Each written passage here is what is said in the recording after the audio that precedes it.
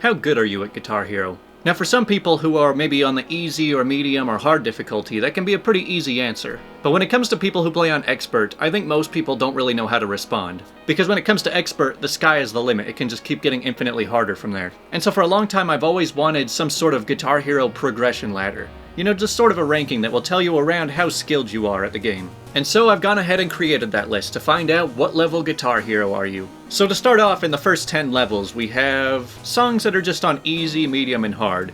I would say that level 1 to 10 is for people who are still just kind of figuring out the game. Maybe they're fairly new to it, they're not ready to play on Expert, so they're kind of just in training mode. But for those who are already playing on Expert, you're at least level 11.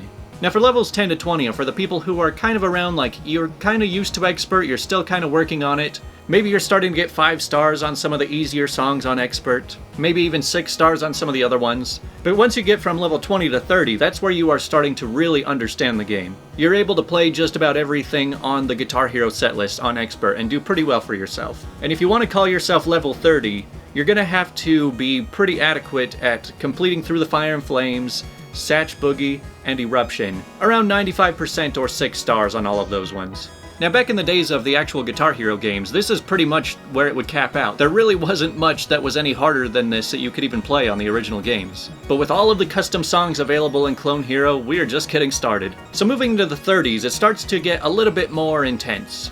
This is where you're going to start to see a lot of solo medleys. This is where you're going to be like getting 7 stars on a lot of Dragon Force songs. This is where you're starting to get an introduction to tapping songs too. But really this is going to get your strumming and your fretting hand going crazy.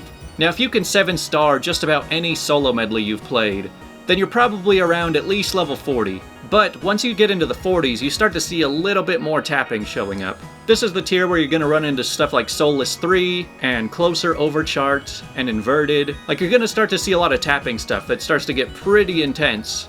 But it can always get harder. Now once you get past level 50 and you are getting into the 50s, you are probably fairly well known somewhere on YouTube or Twitch, because this is kind of where you start to enter the pro level. Because this is where it starts to get insane with just like 30 or 40 notes per second tapping patterns. And you think it can't get much harder until it does, and we get into the 60s, where you start to see stuff like Universes and Soulless 5 and Megalodon and Supernova. I mean, these are some of the hardest songs that a lot of us have ever even seen. And what's really insane is that some of these songs, even up in the level 60s, are getting FC'd. So let's talk a little bit about why I put this list together, and I didn't actually include any FCs.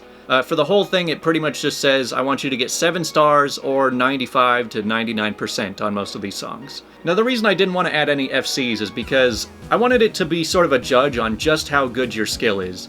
That if you decide to play a song for the first time, and let's say you get 98%, then you can say that you landed in that skill bracket. Whereas if I say that it has to be an FC, then that means you're going to play it, and then you're just going to have to keep grinding that same song just for the achievement.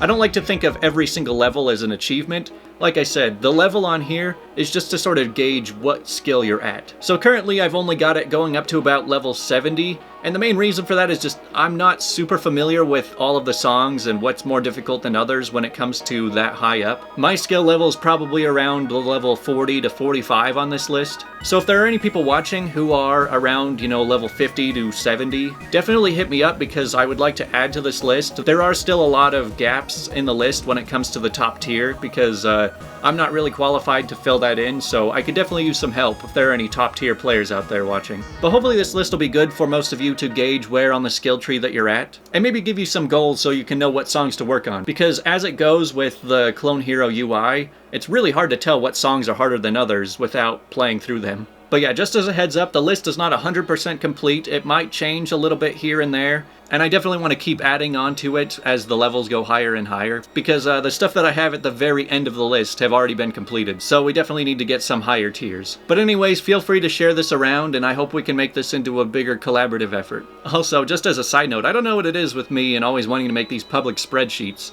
I don't know if you guys ever saw that list of demonetized words on YouTube that spread around the internet, but I'm the one that runs that too. I started that. But anyways, that's all. Let me know what level you guys are in the comments, and maybe that'll help me figure out what I should be making Clone Hero lessons on.